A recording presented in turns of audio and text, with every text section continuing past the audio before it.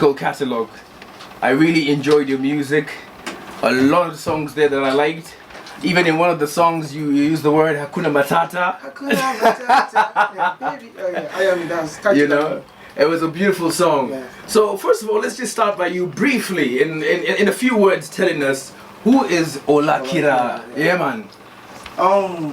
My name is Hadi Ebenezer from Nigeria. Yeah, man. Yeah, I'm an Afrobeat artist, songwriter, producer, multi-instrumentalist, all in one. Yeah. So that's just basically who I am. Okay. Yeah. Now, but you started off as a producer. Yeah. Okay, should we go on to that? Yeah, we have a to. little bit of okay. A little bit of everything. A little bit. Okay. Yeah. Let me say it. Okay. Just try and even like tell people the real me, like how I started. Yeah, how you got into music, who inspired you, why music. Yeah. I like that. I started way back in church, because I started as an instrumentalist. Yeah, I play musical instrument in church. I've heard you play I play major instruments. all instruments. Yeah, major instrument, trumpet, saxophone, keyboard, drum set, even the local ones. And this was self-taught? No, I went to music school. Oh, you went to a music school, okay. At my early age, that was 1999. Okay. That was a long time ago. Okay. I was still in school, I was just doing part-time thing, music part-time. Because I've got love for the music thing. Okay. For the talent. So. Right. So along the line, I started programming on beat, like in church. There's this keyboard thing you program beat on, and you just minister, like you just present the song. You do the beat yourself on keyboard, not on system, not on computer. Okay. Just on keyboard. Okay. So I just felt okay. This is more like a demo thing. I want to make it the real thing. Go to studio and record properly. Right. Record the song, but I do more of R&B thing. So that's how I came up. I went to studio, I recorded the song, and the producer was not vibing, like he wasn't giving me what I wanted. You were not satisfied. I wasn't satisfied. So right. I was telling him what to do, like give me the key, give me the snare, I want to play like this. So after the whole thing, just told me that, man, I think you're very talented, like you can go for music production as well. Yeah, man. So that thing really touched me, and I paid him to teach me how to produce, like on computer and all. So that's how I started as a producer. Okay. So, but at the point I stopped singing, I was really fully into music production. Yeah. Because you need capital, you need sponsors, So yes, you must so I started. Yeah, you get me. Yeah. So to survive. So I was doing that for years. Yeah. And I was privileged. I got signed. Yeah. By this label, I got signed. They signed one artist before me. So I was working with them. We were like family. I wasn't signed, but we were like more like family. So I produced, arranged some songs for the former artist. Okay. So it's like we work hard for years to brand an artist. Yeah. So I wasn't singing. I wasn't interested in singing. All I do is write songs for people. Produce. Arrange songs.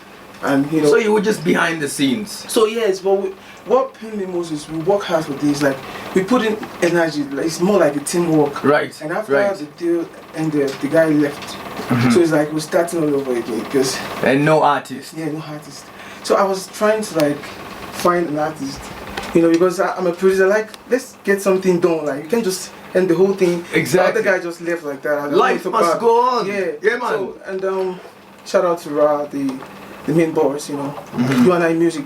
He just called me like, hey, you can do this for real, like you can really go into singing, like I'm like, no, it's not possible because it's been a long time now. Since 2019 I've never dropped a song officially. So I'm like, that's a long time ago. Yeah. Like I don't know, like I have a lot of artists we could work with. He said he wants me because he believed that I've got a talent. The talent to but do I just that I'm thinking it's too late for that. Exactly. So he really talked to me, and that really moved me. So I accepted the offer. But how did he finally convince you? Because I'm trying to put myself in your position. You must have been so nervous for somebody to tell you, we want you to sing and represent us. And because when you're singing and when you're the artist, you're the face of the entire crew. Producers always. So the pressure is on. Producers always off camera. Yeah. So. Yeah, so a lot of I can understand. So what is it that finally made you gather up the courage to go behind the mic? I think, like I said, he was part of people that actually motivate me. Right. Because what he told me that day, I actually it's really moved me up. Like, so I can do this because there's nothing impossible. If you believe and you work hard for it, you could actually achieve it. So I thought about it and I made up my mind. Okay, let me go for this. But the funny thing is, you know, did we actually work for an artist before? Yeah. And now it's my turn. Exactly. So people were like, it's not possible. Why would this guy be the next artist to get signed by this the same management? So they were like, let's see what's gonna happen. They will always be the doubters. Always be doubters. Yeah, man. You get me. So 2018, that was 2018. Yeah. 2 years ago. And right now, this is where we are today. I drop a lot of songs. I drop my first single was Halo Over, and it was actually massive internationally, like outside the continent. It was like at about 6 million views on YouTube right now. Right. Yeah. And followed by other singles. I dropped an EP titled Wakanda Your Love. And then you listen to that. I have listened to all your music. In fact, there was a song where you kind of used a sample from Marvin the Gaye, The Sexual Healing. Oh yeah. You know, I really like that song. And I also realized a lot of your videos, your earlier videos, you used a lot of animation. Why was this? Yeah, it's more like for the lyrics.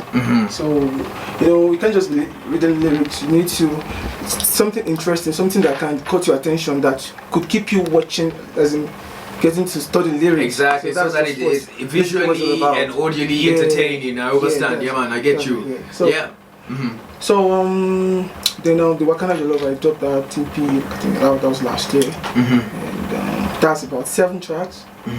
So, we all know my major goal for that EP is to introduce my sound, because I do R&B before and I play jazz music. So I'm trying to infuse Afrobeat, R&B, jazz together, make it one sound. That's my sound. I like to be making my sound. Yeah. So that's what I'm trying to get out there, and that's why I titled it Wakanda Your Love.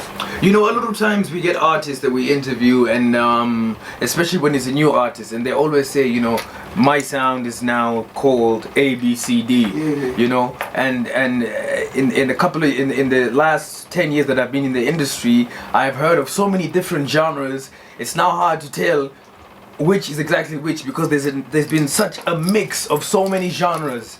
So at the end of the day, well, this is my opinion. I truly believe that there's two kinds of music. There's good music and there's bad music. And when it comes to you, you obviously have really good music. One of the songs I really liked from you was I Am Me. What does that mean, by the way? I Am Me means my wife. My wife. I knew it.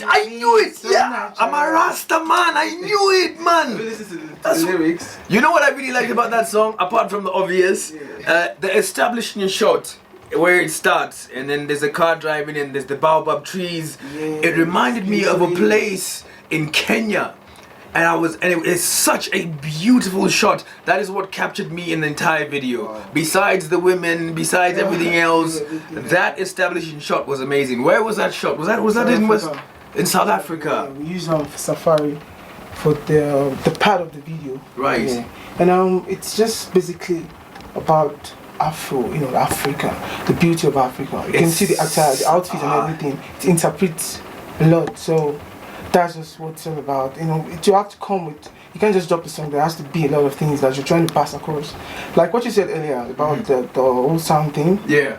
You know, if you listen to my song, you might notice there are more of saxophone. Right. You know, those are the things I'm talking about. And now, if you listen to me, if you can study my voice, you know that these guys might have, you know, been to R&B, like might have been an R&B artist before. Right. Yeah, because the way I deliver that's how.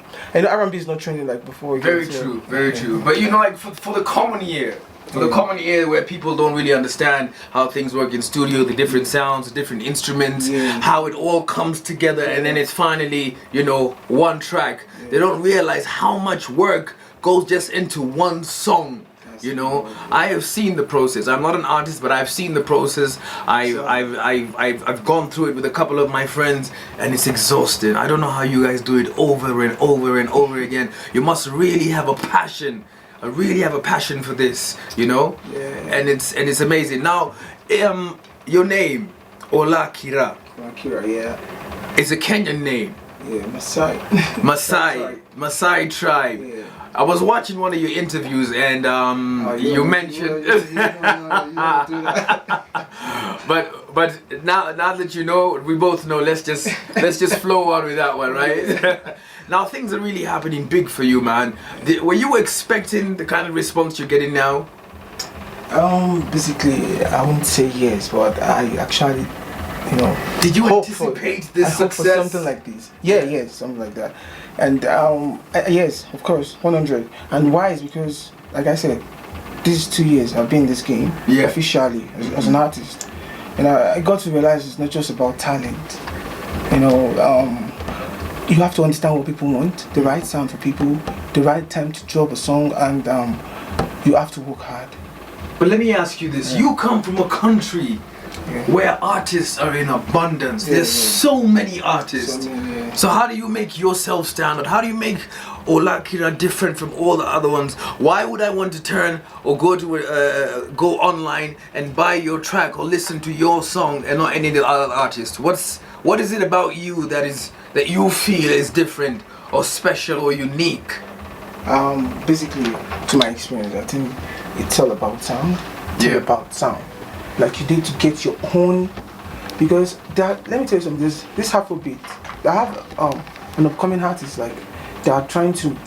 I told one of them called me last week. He was ranting that he's tired, and I told him something. I said, once you keep doing what this one is doing, because this is Wizkid, I want to sound like Wizkid. This is this person, I want to sound like this person. Right. You need to create your own sound yourself.